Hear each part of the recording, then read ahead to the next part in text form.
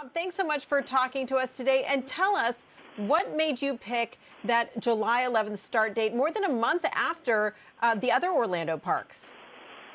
Well, we want to make sure that what we present to our guests when we open up is going to be a quintessential Disney experience. And while we'll have substantially lower numbers of guests, we want to make sure we do it in a responsible way so that they can make those lifelong memories that last a lifetime, June. Now, Bob, when we last spoke was when you were just reopening your Shanghai park. There you started at less than 30% capacity. What kind of capacity are you going to be opening at in Orlando? Are you talking about less than 30%? Can you give us a sense? We're not going to give any specific number because there's no government guidance necessarily as to how dense we can be. But I will say that our capacity will be a function of the 6-foot social distancing guidance that we have from the CDC.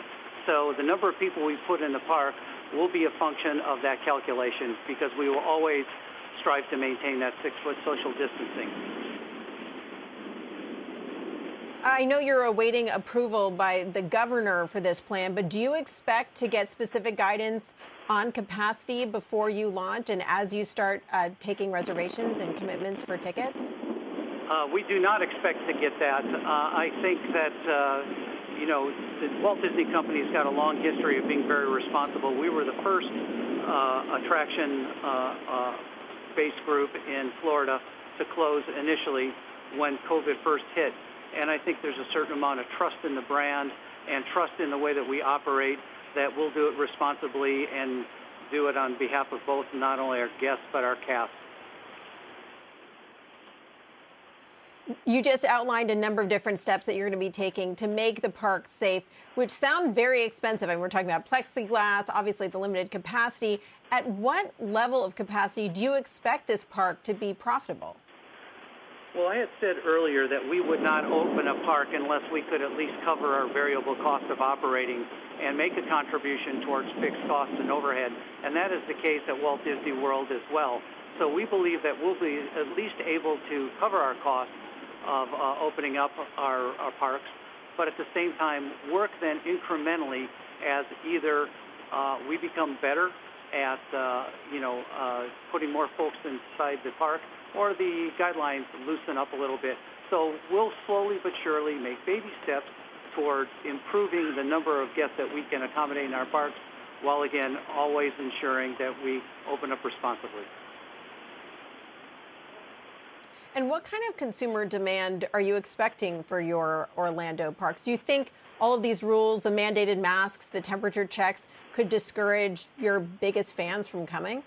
I don't think so, and I'll tell you, we've got a couple data points that are very encouraging. Number one is we still have a tremendous number of reservations that are on our books for the future, and guests have had the ability to cancel now for quite some time.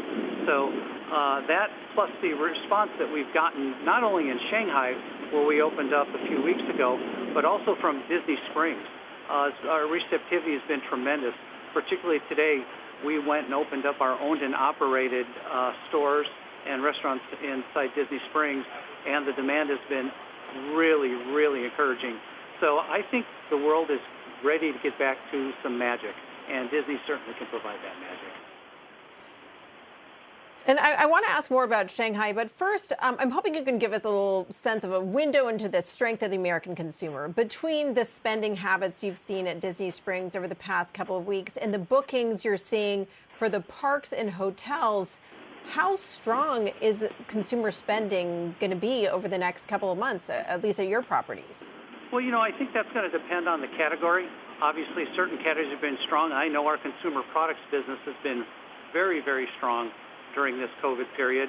I think it's a little piece of Disney magic that people can have at home with them. So I think it's going to depend on category, and I think it's also going to depend on the brand, because brands that consumers trust, they trust the environment that they're going into.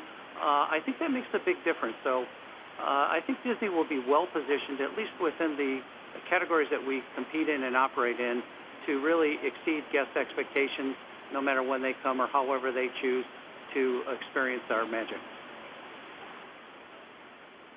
Now, we last spoke a couple weeks ago when you were opening Disney Shanghai. Can you give us a sense of how that's going so far? You laid out plans to increase capacity by 5,000 every week. Where are you now, and when will you hit your regular capacity?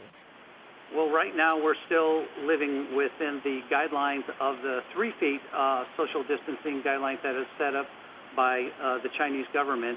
And right now we're about 20,000 a day is where we're at in terms of the number of people that we put into the park. So we've still got a lot of room to go. But I must say that part of this is essentially a contract between the Walt Disney Company who operates these parks and also the guest. The guest has to act responsibly as well.